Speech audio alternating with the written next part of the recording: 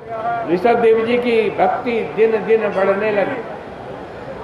उन्होंने हजारों वर्ष तक राज्य करने के बाद धन का यथा विभाजन करके सारी संपत्ति छोड़ दी। वे कभी कौंक, बैंक, कोटक आदि देशों में पहुंच गए। वहां मुंह में पत्थर का टुकड़ा डाल करके अपनी वाणी बंद कर ली और उन्मत्त लग्न होकर के कुटका चल के वन में विचरण करने लगे। वहां जंगल में बिना किसी के लगाए आग लग गई और उसमें ऋषभ देव जी का शरीर भस्म हो गया। उन्होंने किसी को लकड़ी इकट्ठा करने, अंत्येष्टि कर्म करने, यहाँ तक कि जमीन में गाड़ने या पानी में बहाने का कोई कष्ट नहीं दिया। उधर है देखो, एक अर्रत नाम का राजा रहता था। उसने ऋषभ देव जी के नाम से पंथ चलाया। ऋषभ देव जी ने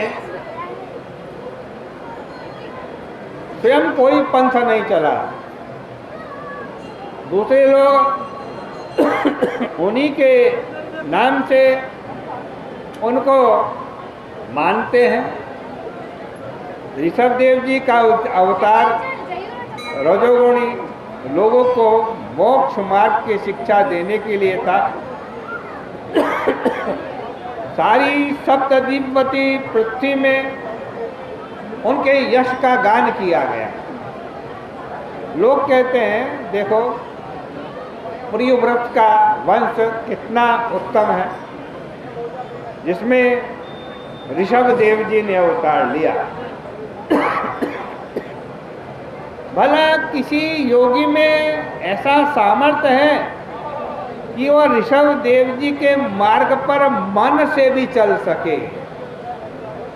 ऋषभ देव जी का चरित्र सर्व पापहारी और परम मंगलायतन है।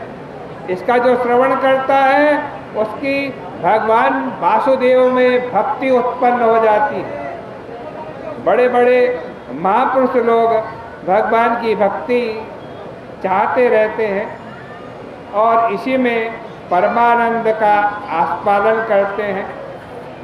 भक्ति की इतनी महिमा है कि आत्यंतिक परम पुरुषार्थ अपवर्ग भी आकर के स्वयं उनको प्राप्त हो जाता।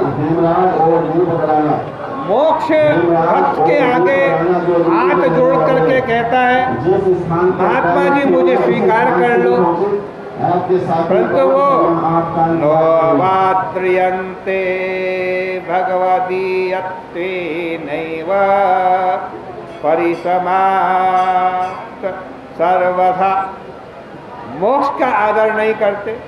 वो कहते हैं हम तो भगवान के हो गए हैं, हमें सब पुरुषार्थों की प्राप्ति हो गई है, अतः हमें और कुछ नहीं चाहिए। भगवान बहुत प्रसन्न होते हैं तो क्या करते हैं, मुक्ति दे देते हैं। कोई राजा किसी पर प्रसन्न होकर के उसको जेल से छोड़ सकता है और यह कह सकता है कि जाओ भाई तुम अपने घर में रहो, तुमको पेंशन मिलती रहेगी। यह उस राजा के लिए सुगम है। लेकिन वह राजा यदि एक कैदी को कैद से बाहर निकाले और कहे कि चलो तुम हमारे रनिवास में रहो और हमारी महारानी की सेवा करो, तो ये कोई साधारण बात नहीं है।